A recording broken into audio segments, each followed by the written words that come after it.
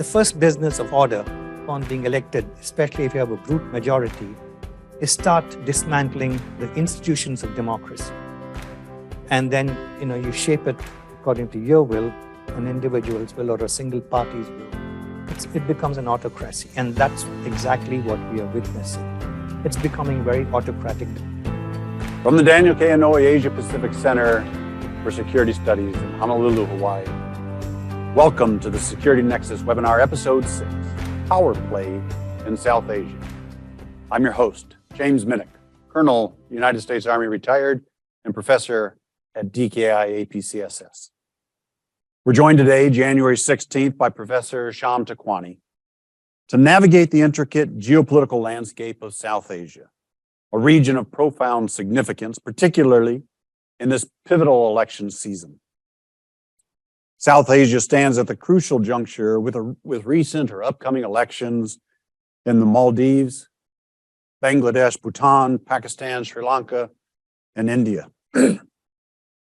As we focus on power play in South Asia over the next hour, we'll embark on a journey through these nations, each brimming with unique political narratives and challenges. With over 70 elections worldwide throughout the year, the significance of 6 out of 8 South Asia countries undergoing the democratic process cannot be overstated. In the archipelago nation of Maldives, Mohamed Moazzou's presidential election victory and recent inauguration signals a potential shift in regional alliances and foreign policy. Bhutan's electorate backed the opposition People's Democratic Party in last week's final round of elections, returning Tshering Tobgay for the second time as prime minister. That election showcased the evolving priorities of its young democracy. Following last week's elections, Bangladesh's political scene remains under the firm grip of Prime Minister Sheikh Hasina. Pakistan's upcoming elections in early February are set against a backdrop of political controversy. In India, the world's largest democracy, prepares for a significant electoral exercise in April and May.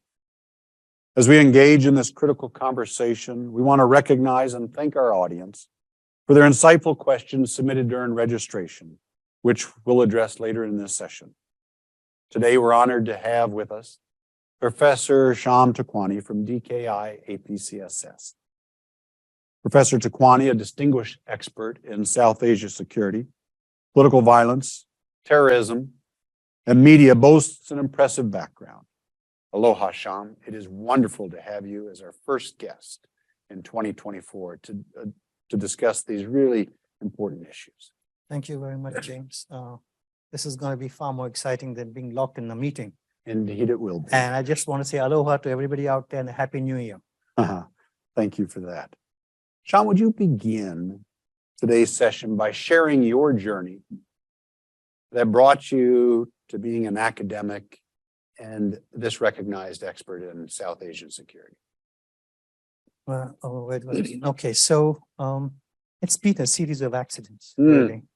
Let me begin when I was in college.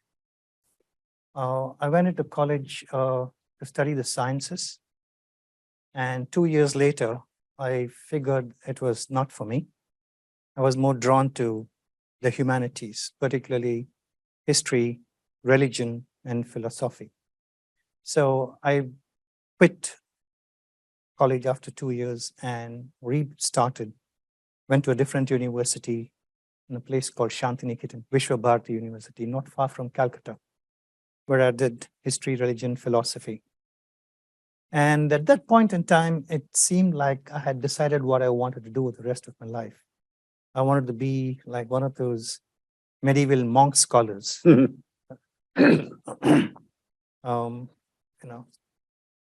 And my life might have gone that way had I not taken a trekking trip to the northeast of India, Assam particularly, where again, accidentally, I was witness to the creation of an insurgent movement which dominated the headlines for the next decade or so and still continues to. I again, by a set of circumstances, I happened to be there, saw this insurgent movement beginning, and that was heady stuff. Jungle treks, blindfolded trips, people fighting for what seemed like a noble cause, and just hanging out with the Davids taking on a Goliath. That was heady. So when I returned from the trip, I had second thoughts about being this mock scholar. And I thought I needed to be out there in the field. I like to be an eyewitness. And I couldn't see myself being cloistered, poring over dusty volumes. This was before the days of the internet. So after I graduated, I gravitated towards journalism because, everybody's making the first draft of history as a journalist. So you're an eyewitness. Now, within journalism, I realized again, as a reporter, there was no guarantee you were going to be an eyewitness because under tremendous pressures of deadlines, editors expect reporters to pick up the phone and file copy. But photographer, he has no choice. He's got to send the photographer to the field to get those images. So I opted to move into photojournalism because that guaranteed that I would be in the middle of all that was happening around me.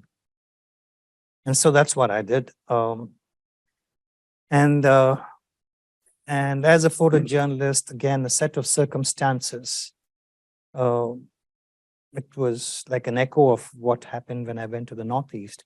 Set of circumstances led me to Sri Lanka to cover the conflict when it erupted in 1983, July. And before long, I'd met all the existing groups that were fighting the war.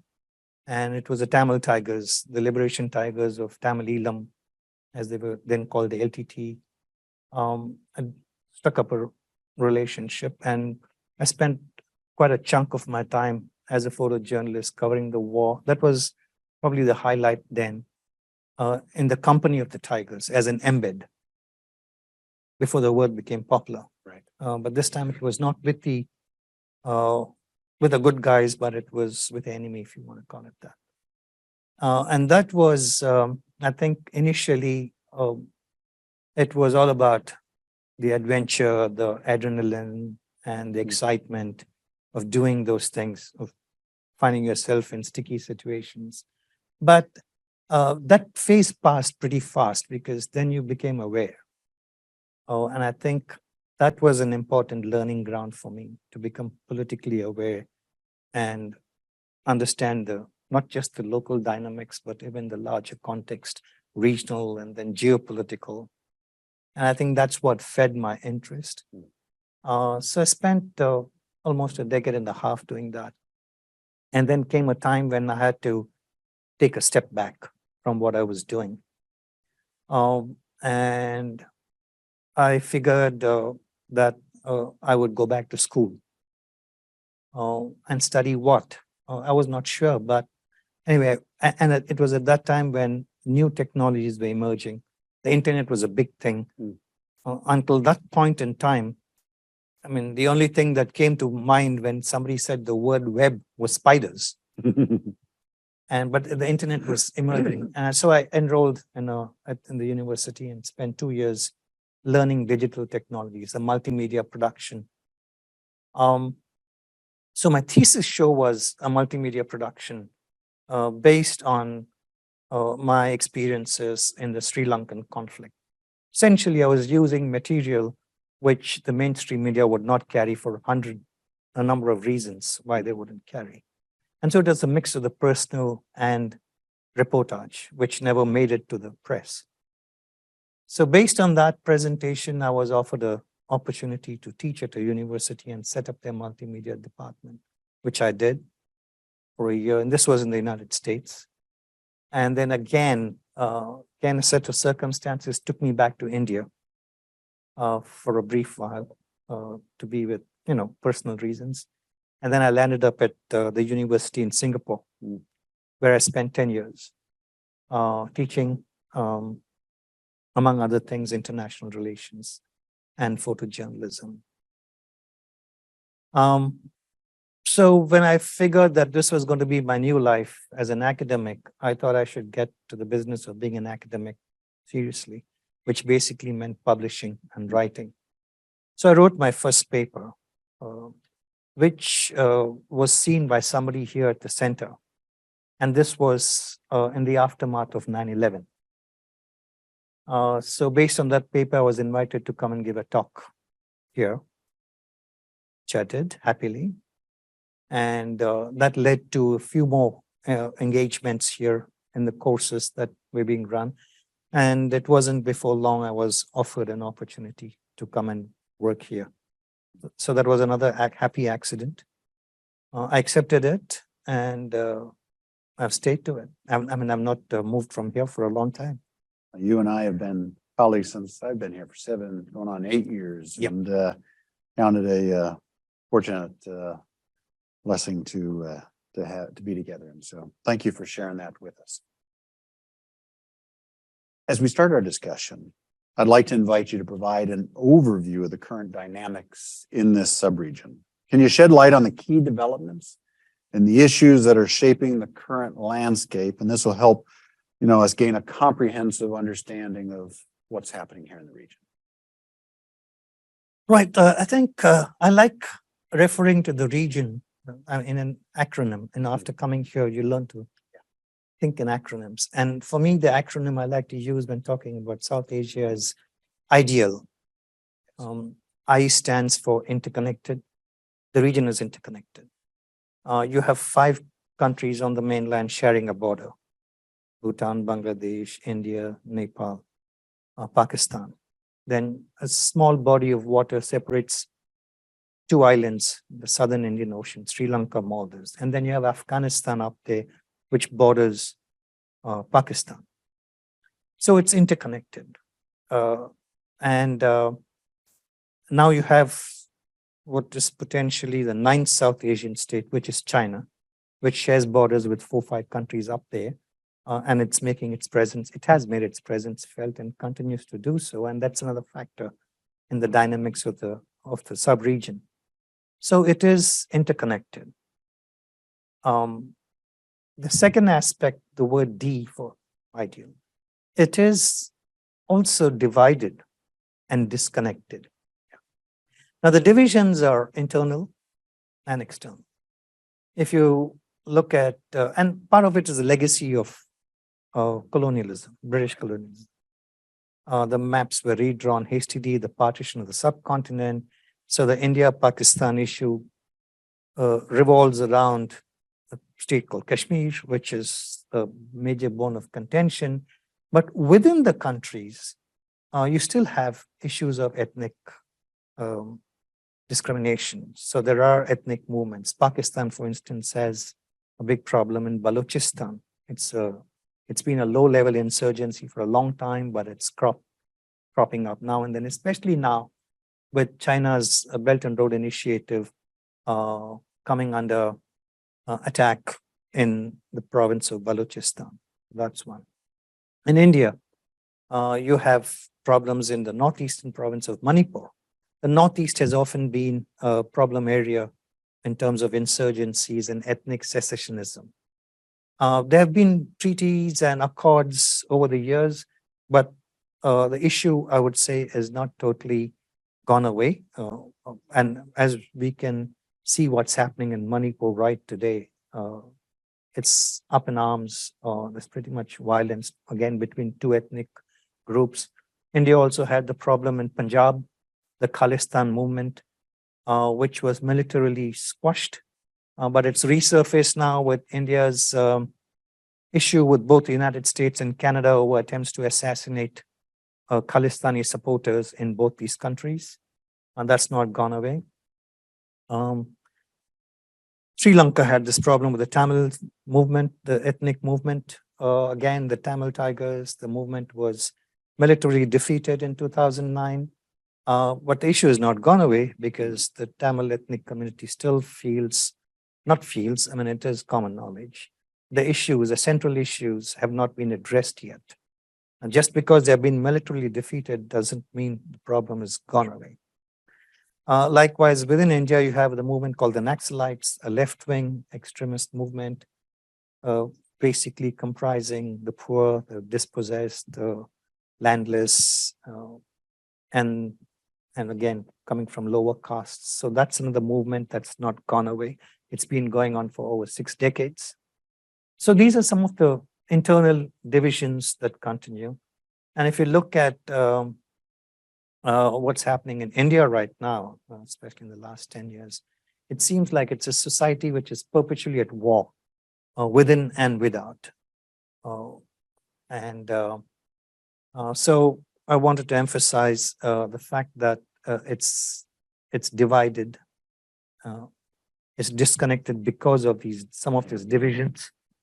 Classic example, if you look at the intra-regional trade within the South Asian region, it's barely 5%.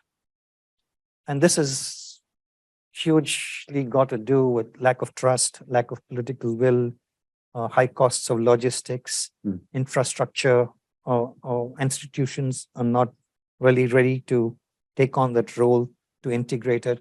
Look at East Asia and the Pacific. Intra-regional trade is 50%. If you look at sub-Saharan Africa, it's over 22%. So in that sense, South Asia is hugely divided, disconnected. The third alphabet is E, emerging. Now, since 1991, when India's economy opened up, it was a life-saving requirement. You had to open up the economy. It was a closed economy until then.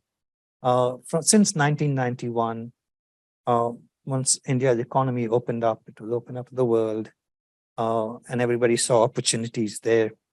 We've been hearing about not just India, and by default, it becomes the region, India being the largest.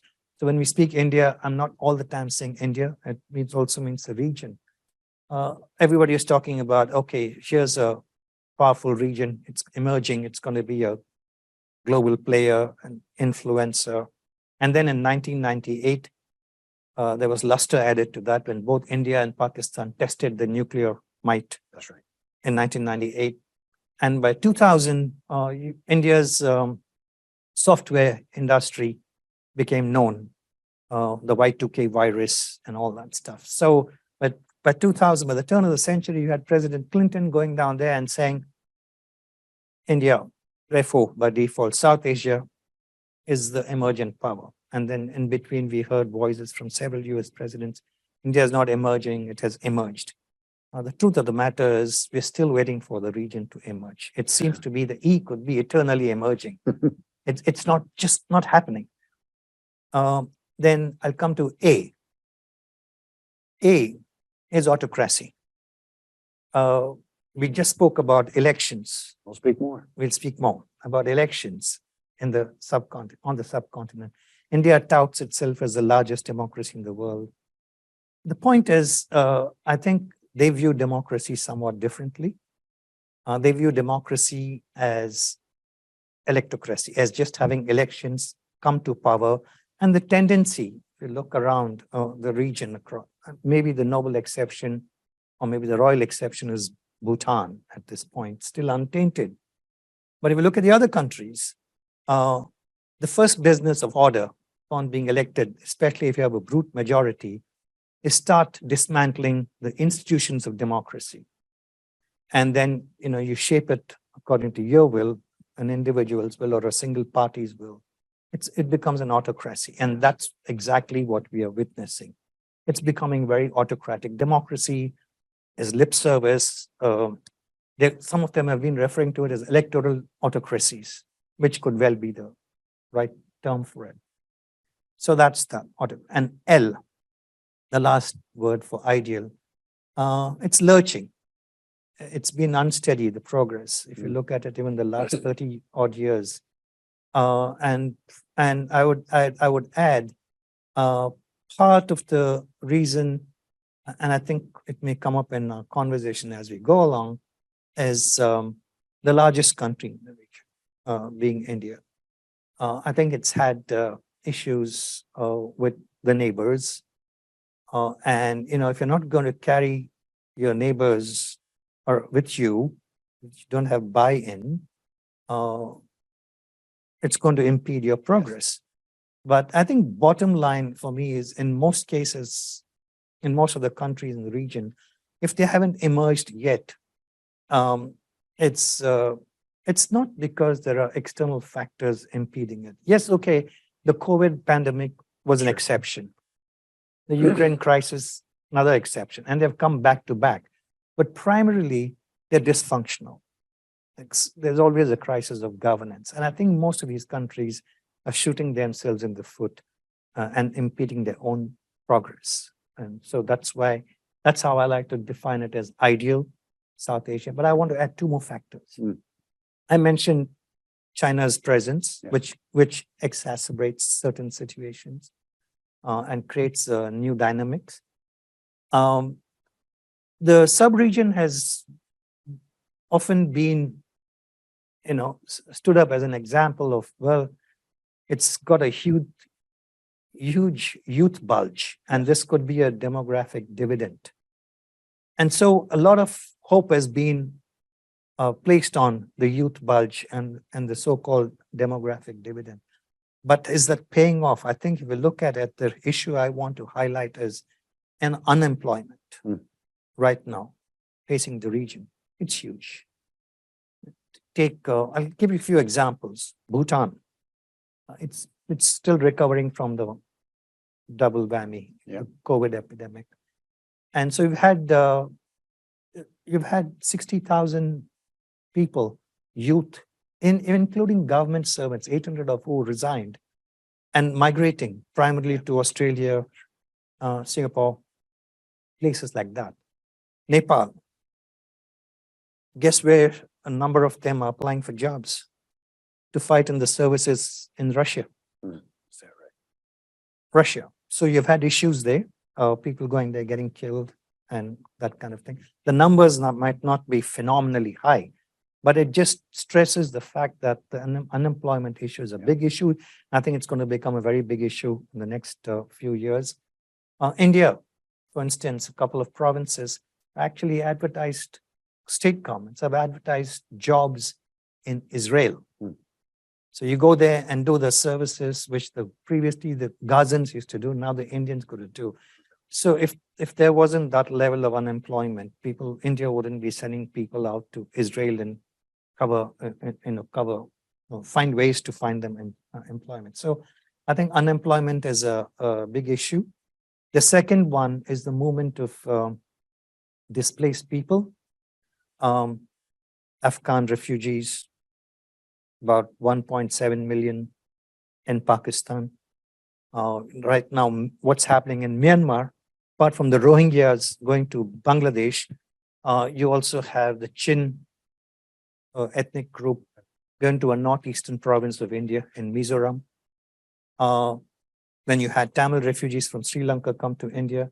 So I think this is also going to play out. And then don't forget, there's this issue of climate. You're going to have climate refugees coming up. And you're going to see a large-scale displacement internally and within the country, within the region, that could probably add another layer of issues that these countries will have to grapple with. Shyam, that was a tremendously insightful overview.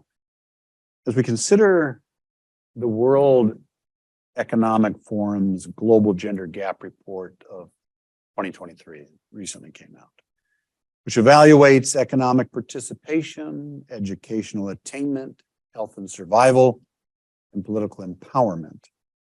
It's notable that South Asia ranks as the second lowest scoring region globally, particularly concerning are Pakistan and Afghanistan, which are positioned at the bottom of both the regional and the global rankings.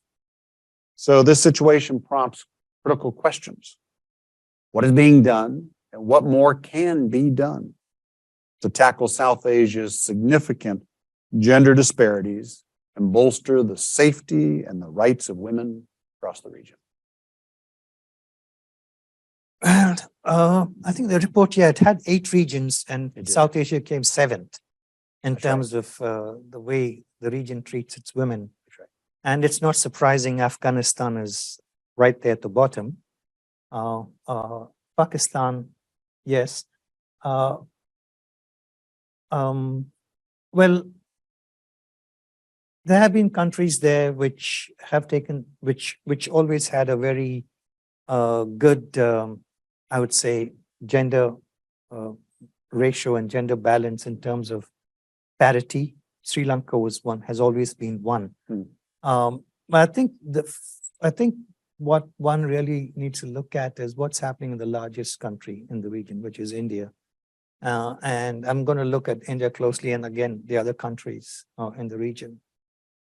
Almost all these countries, they have legislation, they have policy reforms in trying to dispel these disparities between male female. There are legislations. There's an effort to, I mean, let me put it this way. There's a lot of lip service paid to it. There's a lot of pieces of paper which say this is how it should be, this is how women should be treated. But when it comes to implementation and enforcement, that betrays the seriousness or lack thereof in most of these countries as far as women go. I think as far as policies and legislations go, I think most of them have it, and they seem to know what needs to be done. But I think there are two factors which will continue to plague this issue.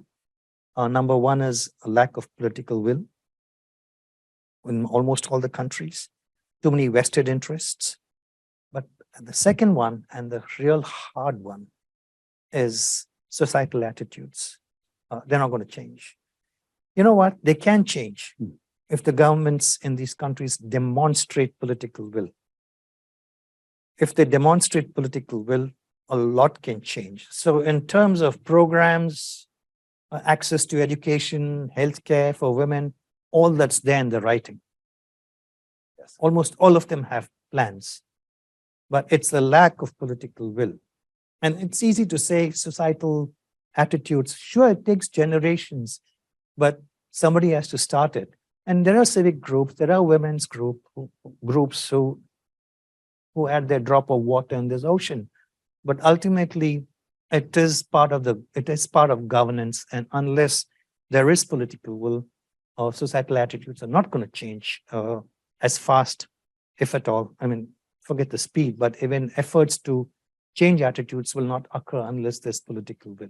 I agree wholeheartedly. I have often thought and held the stance that with regards to gender disparity and yes, legislation and policy are needed, but it's not enough. No. These are issues, as you said, of political will, political leadership, almost always it's leadership, and culture. And as you said, but I'll say it differently, this is not a time problem. This is not something that with more time, it will resolve itself. It must be the former to get us there. Thank you for those insights. Can I just add one more thing? Yeah. Again, I just wanted to bring this to the attention of people who are listening to this. I mean, it's again the women who are leading some very critical movements. If you look at Balochistan, women undertook a 1,000-mile march from Balochistan to Islamabad. And for what? Because they have to keep in focus, because they have to highlight the issue of missing persons, or what is called enforced disappearance. Sri Lanka, another case in point. Missing persons during the war, enforced disappearances, women on the forefront.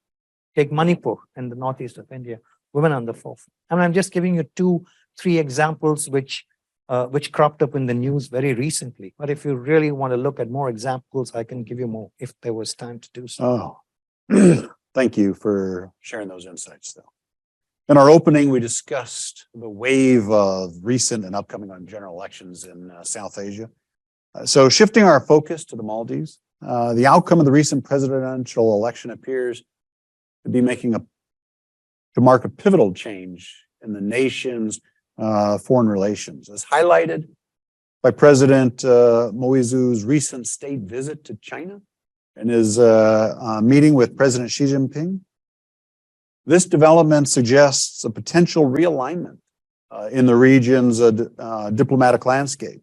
So could you shed light on how this significant shift in Maldives foreign policy it might influence its internal development and redefine its strategic roles in the broader context of South Asia region? So please, over to you. Yeah, first off, President Moizu returned after signing 20 agreements with China. More money, more infrastructure, more tourists.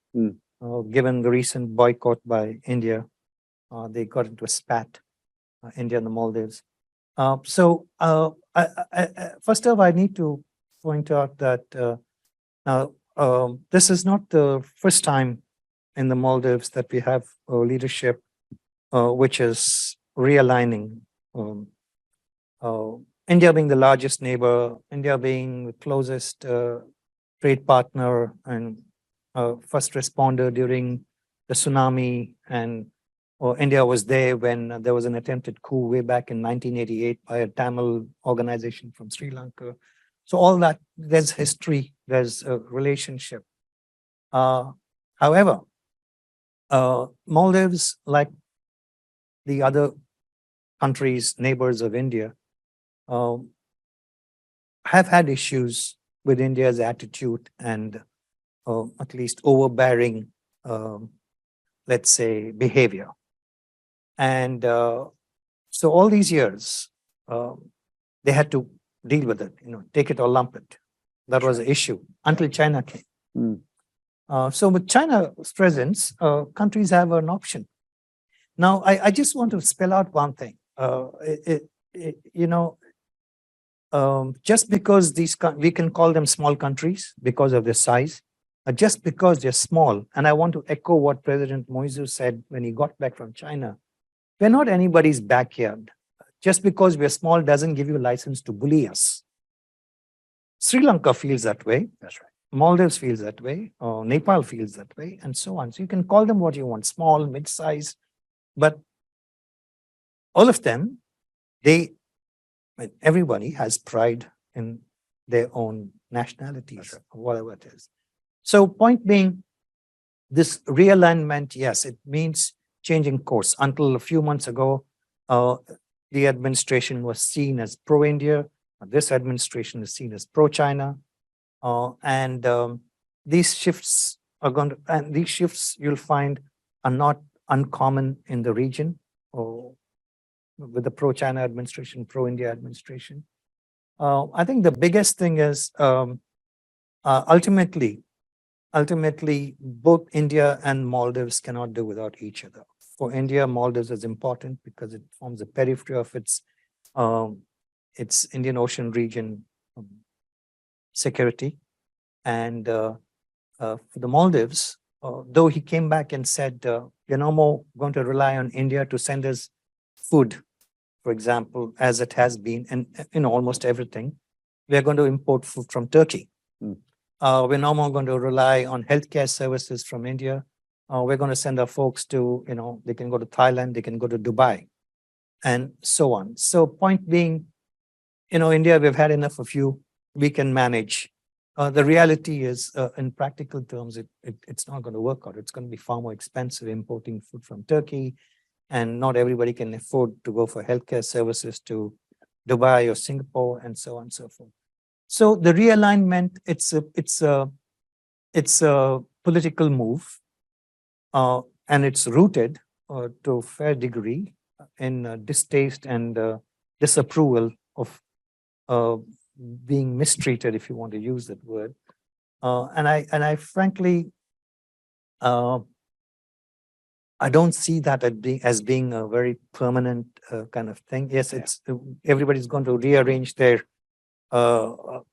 calendar on how to deal with this particular issue. We want to make sure that it doesn't go too much over that side. So there will be, a situation like this, mechanisms of self-preservation kick in, so therefore there will be, this realignment. I think even if it's permanent, it's not going to be that drastic. I think one shouldn't really press the panic button and start saying, "Oh no, it's all China again." So I would say, I'd say, right now there is a lot of anger in the Maldives, and India, of course, went overboard with its trolls and all that stuff. I think once tempers cool down, level-headed people will probably make sure that this realignment does not really derail the region. As always, geography matters, and It does. India is their closest neighbor Yep. and their largest economic partner, and those things are Absolutely. going to continue. Yeah, no, I agree with you. Let's turn our attention to Bangladesh. So, under Prime Minister Sheikh Hussein, I see. under a prolonged leadership, Bangladesh has experienced both economic growth and criticism over its democratic practices. So, with a backdrop of politically charged environment and the allegations of opposition suppression, how do these factors shape the country's democratic health and its regional influence in South Asia? Well, I'll go back to what I said earlier. Let's not pretend there's democracy in the region, and that includes Bangladesh. This is her fifth stint as prime minister, fourth consecutively. And granted, under her watch, the country has benefited enormously economically. I mean, don't forget, Bangladesh was written off as a basket case way back in 1971. It was the poorest nation. That's right. And today it's doing far better than all, including India. It's doing better than India is economically. Now, however, the pandemic and the Ukraine war has had an effect. The garment industry was up in arms recently, and that's 85% of the country's export. $47 billion comes from garments.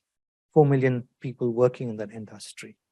That was up in arms primarily because of pay hikes and so on. So all that, and then Bangladesh was very recently taken off the lower least developing country into joined the club with China and India as developing countries. So the onus, the economic onus has increased. So I think the real issue, what we got to watch out for, I'm not looking at democracy in any of these countries. Most of it is dismantling. It's people fear that Bangladesh is going to become a one-party state. I think that's an excessive fear. There'll be a course correction. It can't be one-party state forever. And remember, I mean, parties like Awami League or when parties which are identified with one leader, they generally don't last beyond the leadership. That's right. That's a good point. And so it's just not going to be a one-party state. I mean, I would find that hard to imagine it's going to be a one-party state. They're dominant now, just as the BJP in India is. And don't forget what happened in Sri Lanka. So yes, once the individuals go, then things can change. But the real issue here in Bangladesh is we got to wait and watch to see how she's able to overcome, at least recover from the economic crisis that's looming now. And that's going to loom larger, number one. And number two, it'll be interesting to see if there are going to be, once there is, if she's not able to handle the economic situation well, then the usual thing as it happens in South Asia, protests, violence, street marches, we'll have to see what direction that takes, I think. And that will have its impact too. I mean, the trend in all these countries has been suppressed voices of dissent. That includes the media, and they seem to be getting away with it. But there comes an inflection point, and we want to wait and watch and see how she deals with the economy, and if it were to spin out of control, what next is the real question. As far as the health of democracy goes, it's very, very unhealthy across the region. Thank you. We've got 20 minutes left in our session, so we'll kind of move a little quicker. We're going to move to Bhutan. With Bhutan at a crucial juncture after its recent national elections and facing challenges such as economic stagnation, but also its youth drain brain. You spoke a little bit earlier. The geopolitical dimension, I mean, that just adds another layer to the complexity, right? And so India's apprehension about China's increasing overtures toward Bhutan for normalized relations and resolution of its border disputes seems significant. So here's the question. In this context, how might a new government in Thimphu navigate the diplomatic relations with regional powers while addressing the internal challenges of economic growth and youth migration? So foreign and internal. Yeah. Yes. So India's concern will always remain. I guess it's, I won't call it a knee-jerk reaction, but almost there. Bhutan, as a sovereign nation, is entitled to whatever it wants. I mean, whichever way it wants to go. Right. But given the fact that India and Bhutan has probably been the only steadiest friend India has had in the region. It's had its ups and downs with Bangladesh in the past, but right now, great relations with Bangladesh. But Bhutan has probably been the only power, only country. And and Bhutan was very clear in keeping the Indians in the know what its dealings were with the Chinese in terms of resolving border issues, Doklam and all that. In terms of addressing, and I think Bhutan, in terms of navigating India and China, I think it seems to be doing a good job. It's very sensitive to India's concerns. At the same time, it would appreciate it if India was sensitive to its sovereign rights and so on. So that dynamic will continue to play. As in terms of internal, so he just announced, the king just announced barely a month ago, this grand special administrative region, a city that he's going to develop. It's called Gelefu. It's on the border of one of India's northeastern states, Assam. And 1,000 square kilometers. It's bigger than Singapore. And so it's going to have, no pollution companies. It's going to have all that kind of thing, basically to ensure that they're able to sustain the environment in Bhutan.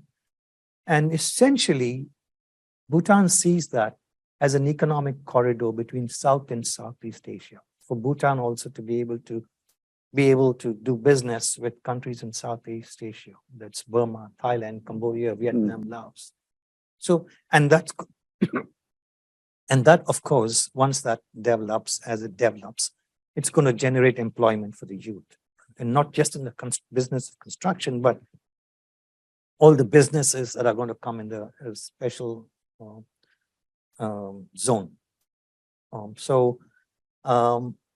I don't know if I've answered both your questions. Yeah, no, I asked about internal and external, and the youth bulge, and you spoke about education or employment. So I think that that is good. With that, then I want to move us to Pakistan. Considering the historical perspectives that were provided in Srinath Rahavan's his recent book a few years ago, The Most Dangerous Place. He illustrates the complex interplay between U.S. foreign policy and South Asian policy, particularly, Pakistan is prominent in that book.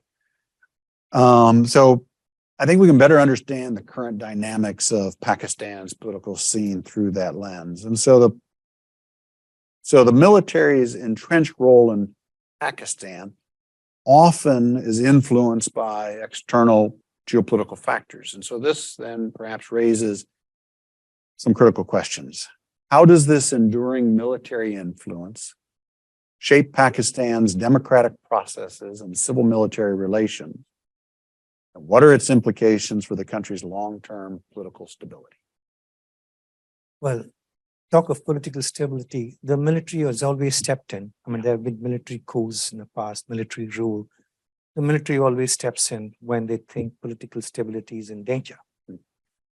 And clearly, the military sees the politicians as being incapable of ensuring stability.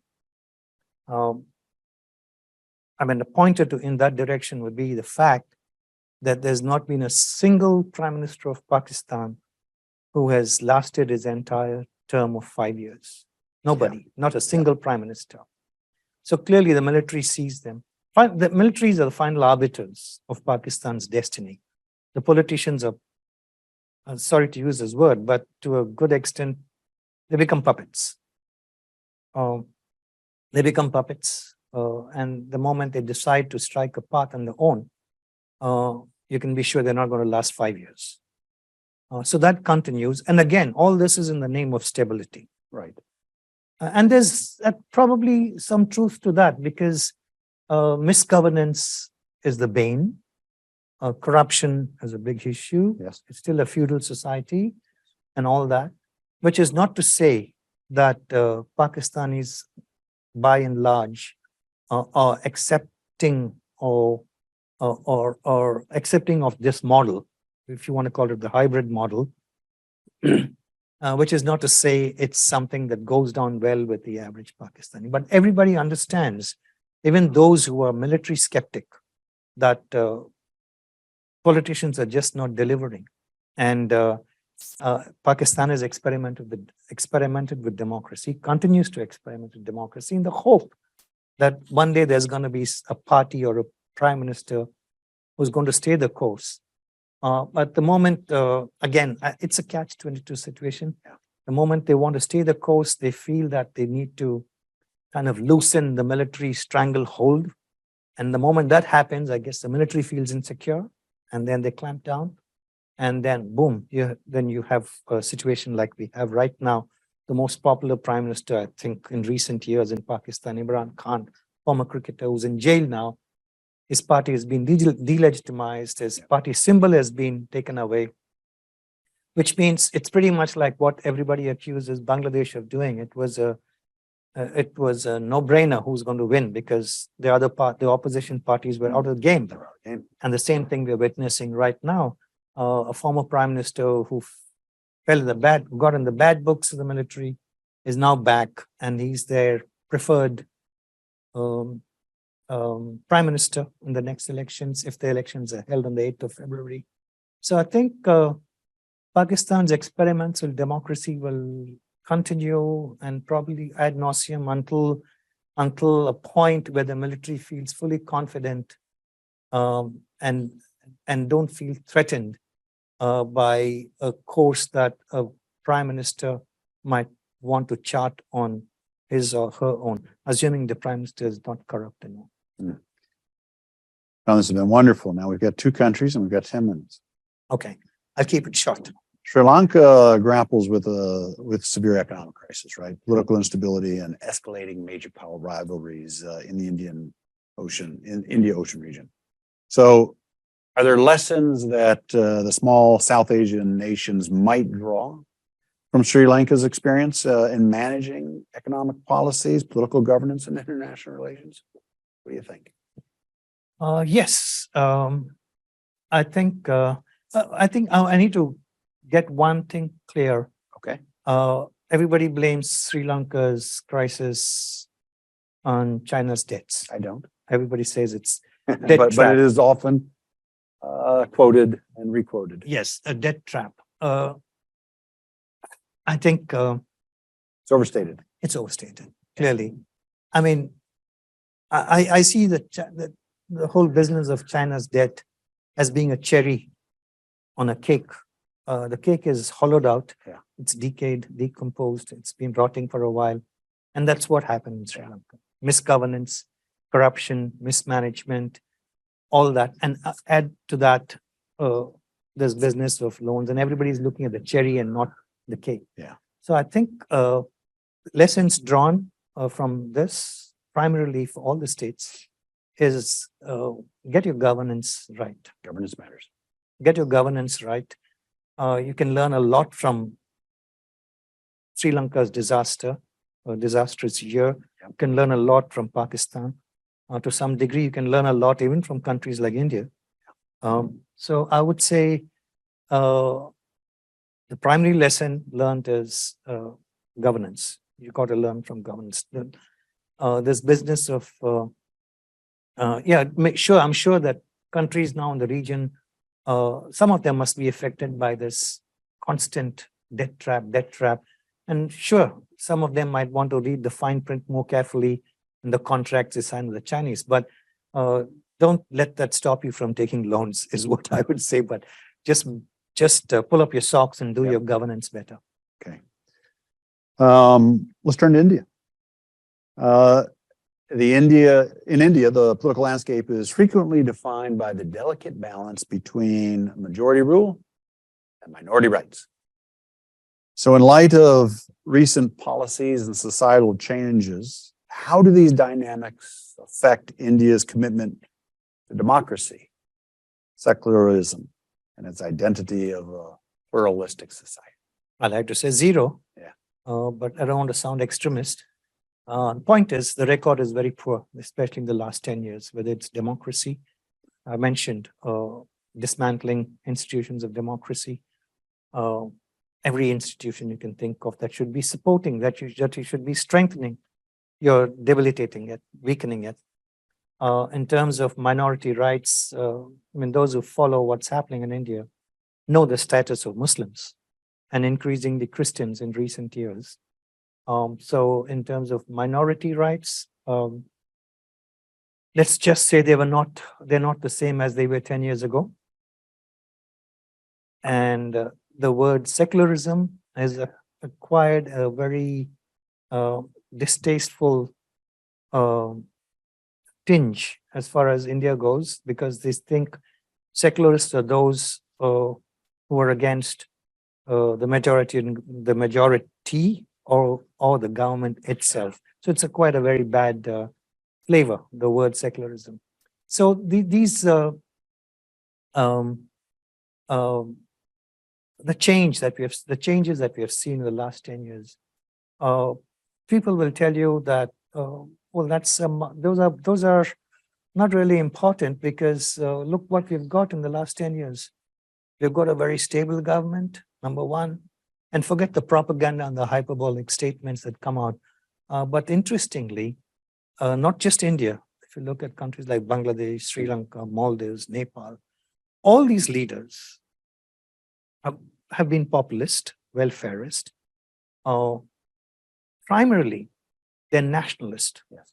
And guess what? If you go to each of these countries, there's a certain pride in being an Indian or a Sri Lankan. Right. All these leaders have given pride to their citizenship. Now, whether it's hollow or real is irrelevant. The point is, everybody, I think it all goes back to the time of MAGA, when MAGA happened, Make America Great Again. Then you heard MCGA, Make China Great Again. Then you heard MRGA, Make Russia Great Again. MEGA, Make India Great Again. Everywhere is going gaga about being great again. Yes. So just because these countries are, just as much as India has become very nationalist, yes, and some would say religious nationalism, it just doesn't mean the other countries in the region have not become nationalist too. There's a surge of nationalistic fervor and feeling, and that sense is allowing governments to trample over democratic rights, secularism, minority rights with impunity. Shyam, we're going to go into a lightning round. We had some 200 registrants who submitted fantastic questions. Those have been collated and synthesized, and kind of going to lightning round. So real quick responses, but we're gonna. So the first one is on U.S., China, and regional power dynamics. How is a complex interplay between U.S. and China's strategic interest impacting the geopolitical landscape and policy responses in South Asia? Now, I know you could talk on this for a long time, but how's this affecting it? I'll just say this, in the sub-region in South Asia, I think we would be missing a point if we looked at the whole thing as a US-China competition. Okay. That's not the way the countries they see it. They see it as a China-India competition. Okay. They don't see it as a China-US. So you might have countries there who'd like to have minimal play with India, and they go to China because that's the only option available, but that does not make them anti-US. So that's something you want to bear in mind. However, so far, everybody's been, at least the US or the West, they look at all these countries, India's neighbors, have been looking at those countries through the prism of India's security and strategic interests. And if that continues, then you can find a certain degree of resentment, because I mentioned to you earlier, there is nationalist fervor across. Everybody wants to be counted for who they are, not because they happen to be in the shadow of a bigger another country. Very well said. Next one, India's strategic role amidst regional elections. With regional electoral shifts in India's economic trajectory, how might this affect its foreign policy, particularly in terms of alignment with China and responses to regional territorial change, including those posed in Bhutan? Lightning round. I didn't get that question. India's strategic role Right. amidst the regional elections. We're really asking about how is it having effect on foreign policy and the alignment? How is it impacting or influencing that? So Bangladesh elections, which was good news for India because it's a great relationship there with Mrs. Hasina. And that's really been time tested in the time that she's been there, 15 years. It's grown solid. Bhutan is unchanged. Maldives has changed because it's gone pro. Pakistan, we have a potential prime minister who's been talking about, okay, we're going to make nice, we're going to be neighborly. Let's wait and watch. Everybody's going to wait and watch to see whether he'll be allowed to be neighborly or not. Sri Lanka, it's a question mark. Right now, Sri Lanka is also navigating the India-China dynamic. Sometimes much to India's annoyance, sometimes to India's satisfaction. So that's a big question mark. Who's going to come there and what that's going to look like? Who did we leave out? Nepal, yeah. Well, Nepal has had issues with India, or should I put the other way? India has had issues with Nepal over years, and Nepal right now has a prime minister who is making an effort to be nicer than the previous administration. I mean, in terms of, I say nicer, at least to work closely. 1 minute response on this next one. Influence of external powers on South Asia's stability. So in what ways have the interventions and policies of external powers, including the United States, influenced the political stability and economic development of South Asian countries like Pakistan, Nepal, Sri Lanka, etc.? I would say it's been positive. However, I must point out that the undercurrent in some countries is decidedly anti-West, anti-US. I'll give you an example. Both Nepal and Sri Lanka were offered the Millennium Cooperation Challenge, $500 million aid package. There was a lot of resistance from both the countries, from the street, protests, primarily viewing that as a sellout. Nepal was able to change that course and signed up. Sri Lanka didn't. So I would say when it comes to the US role, it's been by and large positive. India and Pakistan will view it slightly differently, as might Bangladesh, given if it has a long memory what happened in 1971. But overall, I would say it's positive. We're going to leave that there. Now, as we conclude, Shyam, I'd like you to share with the audience a book recommendation. Plenty, but I'll stick to one because of time. There's a book, I think it's very valuable. It was published last year, written by Dr. Ashoka Mody, who's no relative of the Prime Minister. His spelling is M-O-D-Y, not M-O-D-I. He's a professor at Princeton. professor of economics. He's worked at the IMF, worked with World Bank, AT&T and Bells. It's called India is Broken. Betrayal of people from independence to today. It covers 7.5 decades. You may not agree with everything he says, but it's very thoughtful, very thought-provoking, and a very good book to understand where India is today, how and why it reached where it is today. I will add it to my reading list. I appreciate that recommendation. So today's deep dive into the power play in South Asia has been just brilliant. Thank you. Thank you, Shyam. Thank you. As we think toward the future, in 2 weeks, I'd be excited if you'd join me on January 29th for a focused discussion titled Taiwan's Post-Election Strategic Future with my esteemed colleague, Professor Mike Burgoyne. And so with that, I'm James Minnich, your host here at Security Nexus webinar. Until we meet again, aloha.